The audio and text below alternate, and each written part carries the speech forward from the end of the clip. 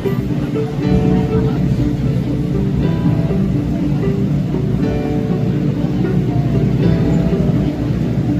morning, we also welcome home a Glenwood School alumnus' journey from our very own halls to the forefront of automotive industry stands a testament to determination, discipline, and visionary leadership. As the General Manager and Corporate Secretary of AMP Automotive Corporation and Autocasa Sales and Automotive Services Inc., he now oversees nationwide operations, drives strategic growth, and leads franchise partnerships with major service providers, including rapid auto service experts. His work spans high-level business planning, talent development, customer engagement, and investment decision-making, reflecting the trust placed in him as a top executive.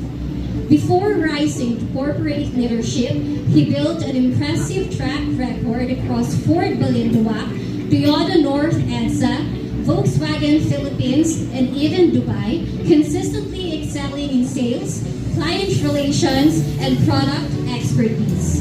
His excellence has been recognized with multiple national awards from Ford Group Philippines, including Gold Certified Sales Consultant, Top Sales Achiever, and Quality Care Sales King, honors reserved only for the best in the field.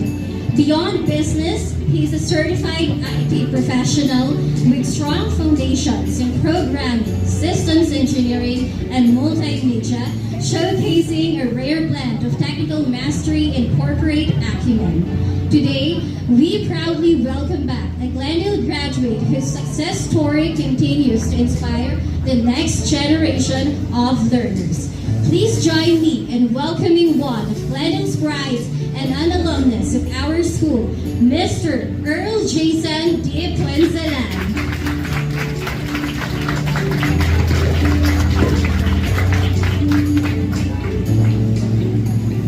Good morning, everyone.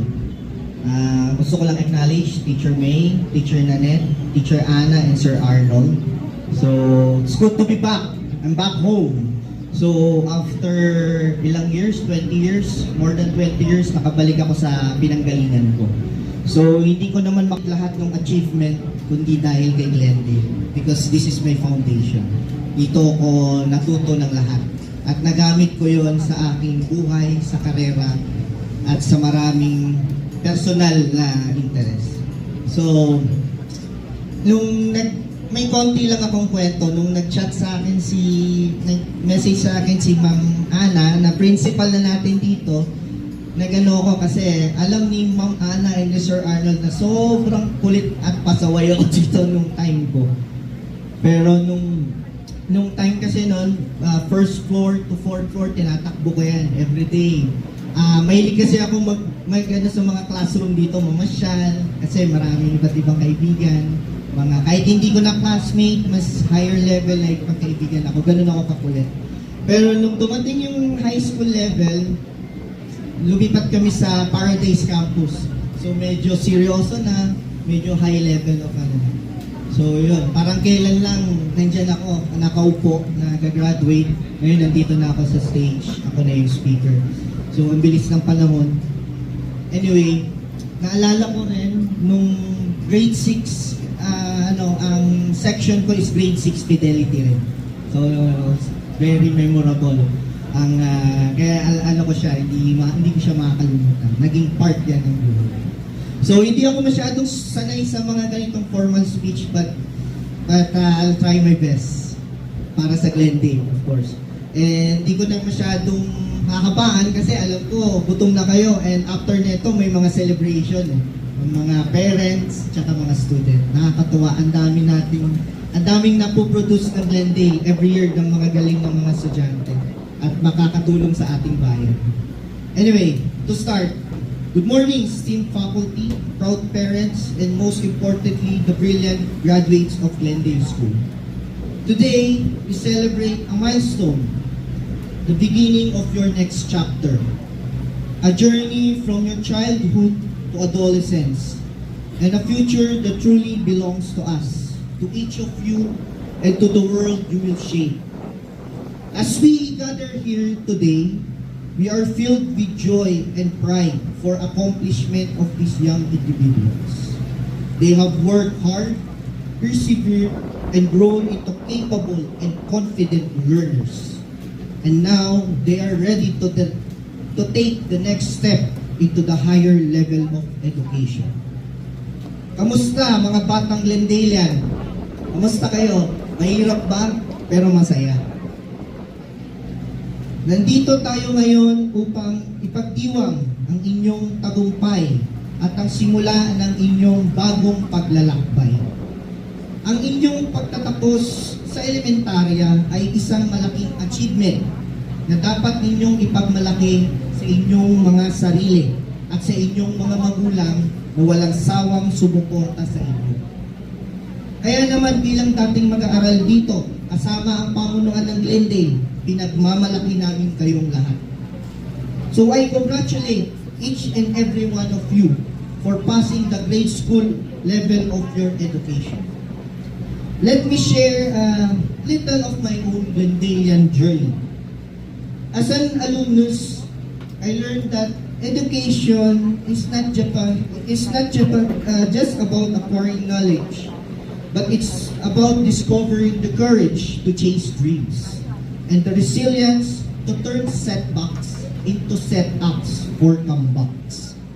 Those values have guided me, my path, from the classrooms here in the Glendale to leading my own companies, where every day is about empowering others to drive their own success. Noong ako ay estudyante pa lamang dito sa Glendale, natuklasan ko na bukod sa mga magagandang marka o parangal, ang kumpletong tagumpay ay paghubog din ng magandang pag-uugal. Ang mga aral na ito ang nagbigay sa akin ng lakas upang harapin ang mga hamon at magpatuloy sa aking mga pangarap. Naway gawin ninyo ring inspirasyon ang inyong mga karanasan sa grade school upang makamit ninyo ang inyong mga layunin at magbigay ulit ng tagumpay sa high school. Naging malaking parte ng aking buhay ang Glendale. Dito ako natuto ng mga aral na hindi ko matututunan sa ibang lugar. Ang mga guro, kamag-aral ko dito ay nagbigay sa akin ng mga karanasan upang humubog sa akin bilang isang leader at isang individual. Ang mga alaala ko sa Glendale ay patuloy na nagbibigay sa akin ng inspirasyon upang magpatuloy at magtagumpay sa aking mga layunin. At ngayon, ako ay handa na magbigay ng aking suporta sa mga susunod na henerasyon. Your generation stands at unique crossroad of innovation and responsibility. The world needs your fresh ideas, your passion, your unwavering commitment to make a difference and embrace your identities, celebrate your strength, and step forward with confidence. Because the future isn't something that happens to you. It's something you create. As you move on to high school level, you'll be taking a big step into a world of opportunities and challenges. You'll discover your new passion, make new friends, and learn to navigate new responsibilities. Remember to stay curious, stay focused, and stay true to yourself. This is just the beginning of an amazing journey, and I am very excited to see where it takes you. As you close this chapter and open a new one, remember that it's okay to take risks, to fail, and to learn from your mistakes. It's okay to be different, to speak up, to stand out. What's important is that you stay true to yourself and never lose sight of your dreams. Bilang kayo ay papasok na sa high school, tandaan ninyo ang inyong lalakbay ay simula pa lamang. Huwag kayong matakot Subukan ang mga bagong bagay at huwag kayong mag-alala kung may mga pagkakamali. Ang mahalaga ay nagpapatuloy kayong mag-aral at nagpapatuloy sa buhay. Kaya sa inyong paglakad, huwag nating kalimutan ang ating mga pangarap. Gawin nating gabay ang ating mga prinsipyo at ang ating mga karanasan ay maging inspirasyon sa iba. Ang inyong tagumpay ay hindi lamang para sa inyo, kundi para sa ating lahat. Sa pagtatapos ninyo ng elementarya, naway dalhin ninyo ang aral at karanasan na inyong mga natutunan dito sa Glendale. Gamitin ninyo ito upang magtagumpay sa inyong mga pangarap at magbigay ng inspirasyon sa iba. Remember the three simple truths. Number 1, believe. Believe in your potential. The sky isn't the limit, it's your starting line. Nagsisimula pa lang kayo. Number 2, act. Act with purpose. Every small step you take shapes the bigger picture of your journey. Number 3, inspire. Inspire others. Your achievements will light the way for the next generation, just as Glendale inspired me. As you step into the secondary level, continue to carry with you those skills and experiences, curiosity, integrity, and relentless ambition. Your future belongs to you. Maraming salamat sa Glendale sa mga aral, karanasan na binigay ninyo sa akin. Lubos din ako nagpapasalamat sa aking mga magulang na walang sawang sumuporta at nagtiwala sa akin during my time here in Glendale. At higit sa lahat, salamat sa Diyos sa kanyang walang katapusang biyaya at gabay. Congratulations, graduates, you made it this far, and it's a big deal. Enjoy this moment and make future your bright. Thank you very much. Also, wish to express my gratitude to my dearest alma mater, Glendale School, for inviting me as a guest speaker for their graduation. It was my honor to share my thoughts and experiences with the graduates. Thank you very much. Also, special thanks to Principal Teacher Ana Pagawa, Sir Arnold Antiporda. Sila po yung mga teacher ko dito dati na walang sawang humuhubog sa akin kahit sobrang kulit ako. And also to Teacher Malu Wanchon, one of my mentor here. Marami akong natutunan sa kanya dito sa Glendale, especially the mathematics subject. Maraming salamat po. At marami akong naging karanasan dito, pero hindi nawala sa akin determinasyon, disiplina. Nung ako ay napunta na sa high school doon sa Paradise Campus, sinikap ko at inayos ko ang aking pag-aaral. At tinapos ko ang aking high school until the college. At lagi kong sinasabi sa sarili ko na meron akong pangarap na kailangan ko pa. Yung lagi ang nasa utak. So mga students, kaya niyo yan. Congratulations. Thank you very much, Glendale.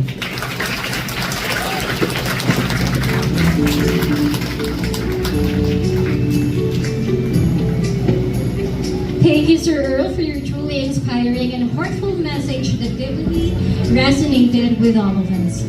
May you also call out Teacher Leila. Sir Earl Jason D. Punzalan, in grateful recognition of your exemplary service as guest speaker for the 2026 Glendale School graduation ceremony.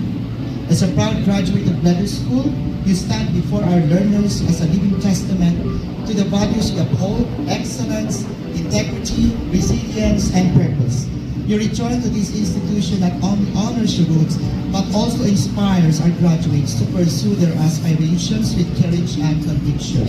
Your message has enriched this milestone with depth and meaning, leaving an imprint that will guide our students as they step into the next chapter of their lives. With sincere appreciation, we thank you for sharing your time, your story, and your heart with the 5th day of March 2026 at Glendale School, signed Miss Annalisa Ignacio Mangawa, LPTRGC School Principal, and Mr. Dan Arbacho, School President. Thank you so much, Mr. Principal. Please, join us once again. Have a big hand to our distinguished alumni, Mr. Eric J.